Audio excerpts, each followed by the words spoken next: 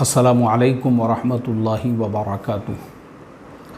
बिस्मिल्लाहिर्रहमानिर्रहीम नहमदुहु व नुसल्ली अला रसूलिहिल करीम अम्मा बाद। मोहतरम भाइयों, बुज़ुर्गों, दोस्तों, पिछले एक हफ़्ते में यानी पिछले जुमा को और दरमियान में दो शहरों के अंदर दो मस्जिदों में दो लोगों के मर्डर हो गए, उनके कत्ल हो गए।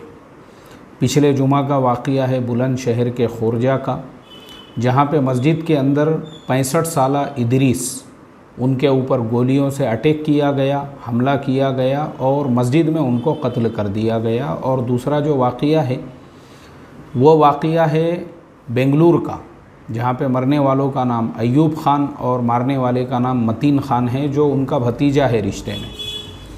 ये दोनों वाक़यात हम तमाम के लिए इंतहाई इबरत और नसीहत है कि भारत के अंदर मुसलमान किन हालात में ज़िंदगी गुजार रहे हैं। चारों तरफ से मुसलमानों के लिए रास्ते बंद किए जा रहे हैं। वैसे हालात के अंदर मुसलमान एक होने की बजाय, मुसलमानों में इत्तेहाद होने की बजाय, मुसलमानों में इत्तेफाक होने की बजाय ख़ुद मुसलमानों की जानों के दुश्मन बने हुए हैं।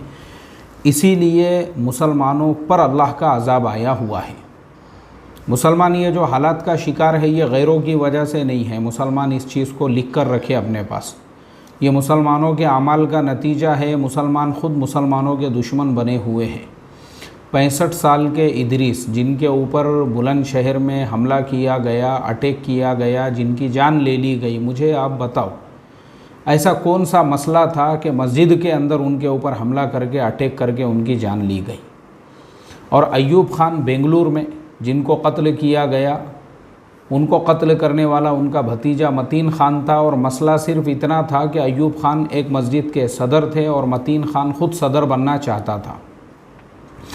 मोहतरम दोस्तों, भारत के मुसलमानों का मस्जिद और मदरसों और ख़ानक़ाहों की जो सियासत और जो पॉलिटिक्स है, इसी ने मुसलमानों को ज़लील व ख़ार करके रख दिया। क्योंकि मुसलमानों के पास अब हुकूमत तो बची हुई नहीं है और इलेक्शन में अगर ये खड़े हो जाते हैं तो इनको वोट भी कोई देता नहीं है।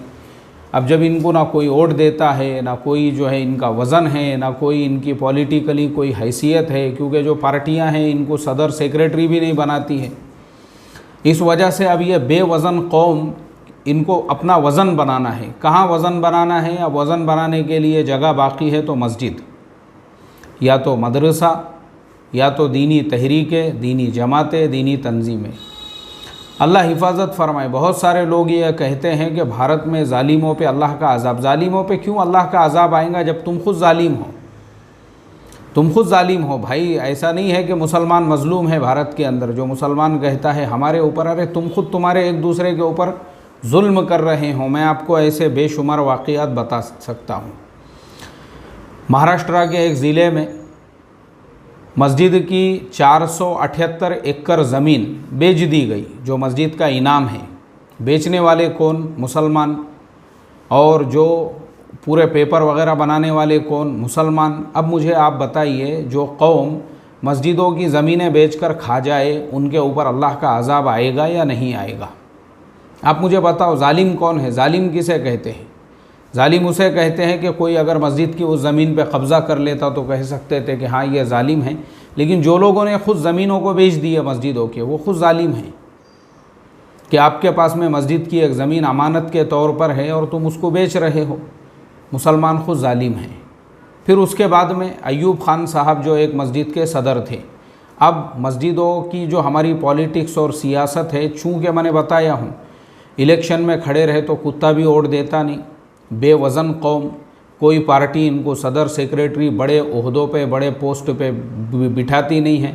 पॉलिटिकली तो ये कौम इतनी ज़्यादा बेवज़न है कि इनका कोई परसेंटेज ही नहीं है। किसी भी स्टेट के अंदर अगर आप जाकर देखो तो मिनिस्ट्री में कितने मुसलमान हैं और उस स्टेट के अंदर कितने मुसलमान। तो अब जब एक बेवज़न कौम, और बेवज़न का एक रीज़न ये भी है कि इलेक्शन का वक्त जब आता है तो जो एक एरिए से अगर इत्तेहाद व इत्तेफाक के साथ में इलेक्शन लड़ा जाए तो आसानी से एक मुसलमान वहाँ पे जीत सकता है। लेकिन वहाँ से 45-45 खड़े हो रहे हैं, क्योंकि हर एक को लीडर बनना है ना। लीडर बनने की तो ऐसी चुल में अंगार पड़ी हुई है, हर एक को लीडर बनना है भाई। हर एक को लीडर, ऐसी अंगार ऐसे धधक रहे हैं ढेकले कि किसी को सदर बनने का है, किसी को सेक्रेटरी बनना है, किसी को अकाबिर बनना है, किसी को बुज़ुर्ग बनना है।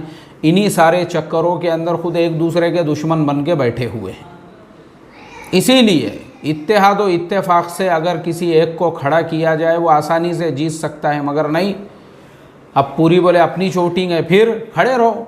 45 उम्मीदवार, एक एक वार्ड से 45 उम्मीदवार, एक एक जो है विधानसभा क्षेत्र से 50 उम्मीदवार खड़े हो रहे हैं।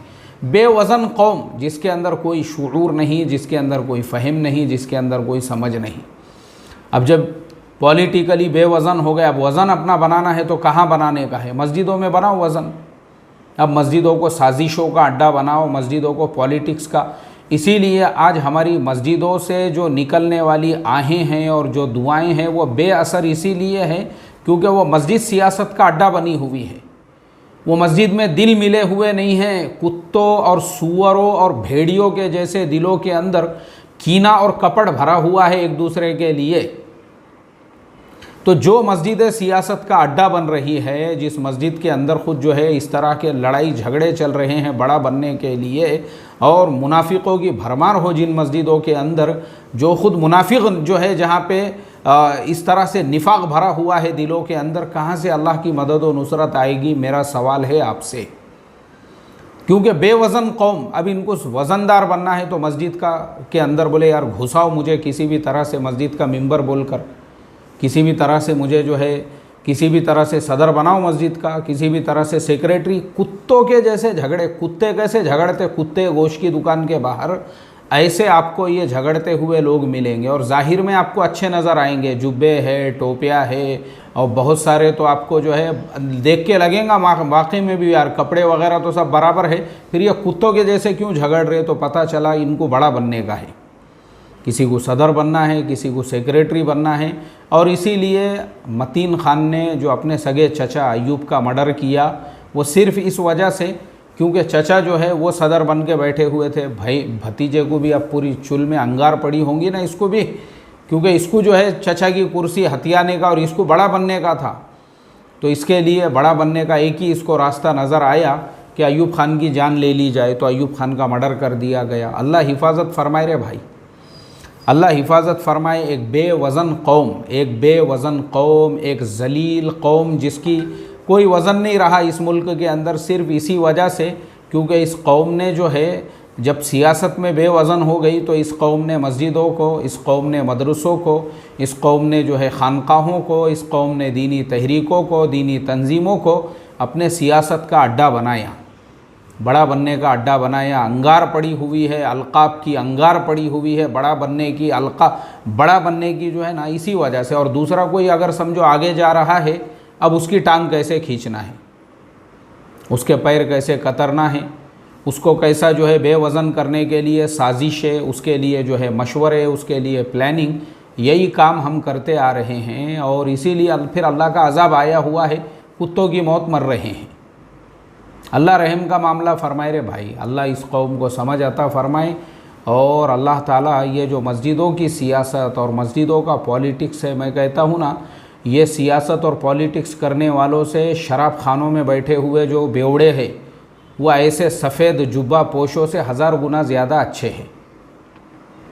जुए खानों के अंदर जो सटोरिए, जो गंजेटी, जो गर्दुल्ले हैं ना, वो मस्जिदों में सियासत करने वाले सफ़ेद जुब्बा पोश जो शैतान हैं, उनसे 1000 गुना ज़्यादा बेहतर है। अल्लाह ताला ऐसे शैतानों से, जिन्होंने मस्जिदों को, मदरसों को, खानकाहों को, दीनी तहरीक व तंजीमों में सियासतें घुसेड़ दी और बड़ेपन के लिए वो इस तरह की हरकतों में लगे हुए हैं और लोगों की जान ले रहे हैं, अल्लाह ऐसे कुत्ते और सूअरों से हमारे मस्जिद मदरसों की हिफाजत फरमाए। और अल्लाह तबारक व ताला ऐसों का वैसे ही ख़ातिमा फ़रमाए, जैसा मैंने इससे पहले बताया ना, मस्जिद में सियासत करने वाले कैसे कुत्तों की मौत मरे, अल्लाह इनको भी वैसी मौत अता फ़रमाए। अस्सलामु अलैकुम व रहमतुल्लाहि व बरकातुहू।